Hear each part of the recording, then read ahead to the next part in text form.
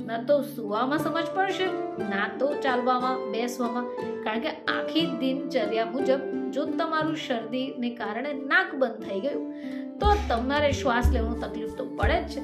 આની સાથે કોઈ કામ કરવામાં પણ મન નથી લાગતું. તો આવામાં તમે શું કરી શકો કે આ બંધ નાક ખુલી જાય?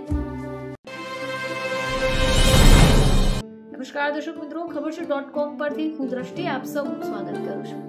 શિયાળાની ઋતુ શરૂ થઈ જાય એટલે એની સાથે સાથે ત્વચાને લગતી સમસ્યા તો શરૂ થાય જ છે, પરંતુ શરદી, ખાંસી અને તાવને લગતી બીમારીઓ પણ શરૂ થઈ જશે.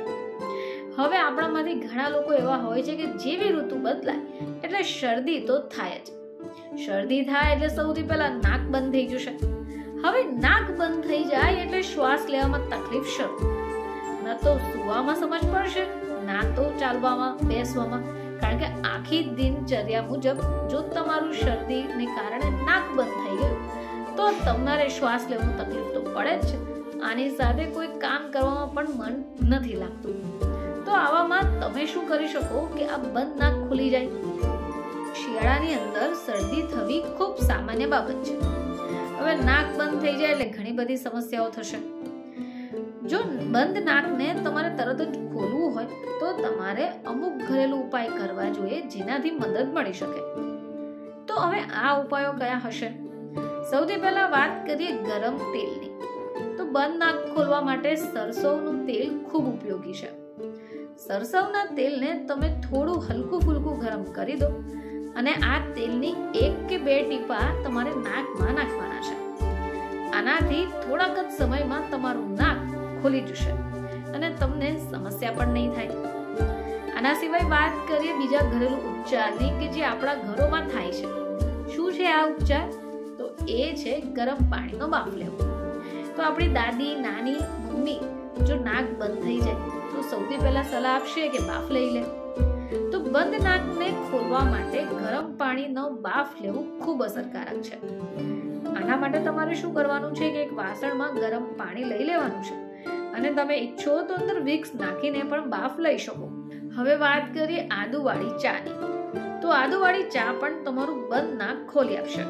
કારણ કે આદુની અંદર એન્ટીબેક્ટેરિયલ ગુણ છે, એન્ટી ફંગલ ગુણ છે જે નાક ખોલવામાં મદદરૂપ છે.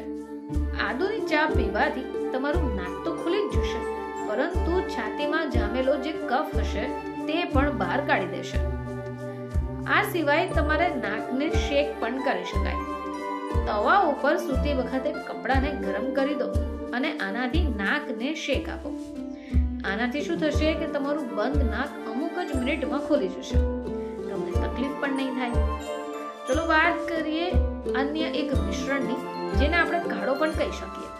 તો આના માટે તમારે શું કરવાનું છે કે મધની અંદર કાળા મરીનો પાવડરને મિક્સ કરવાનું છે અને એનું સેવન કરવાનું છે.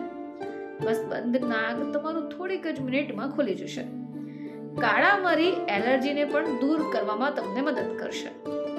આ સિવાય લસણ પણ મદદ કરશે. તો લસણમાં પણ એન્ટીબેક્ટેરિયલ ગુણ છે જે બંધ નાકને ખોલવામાં મદદ કરે છે.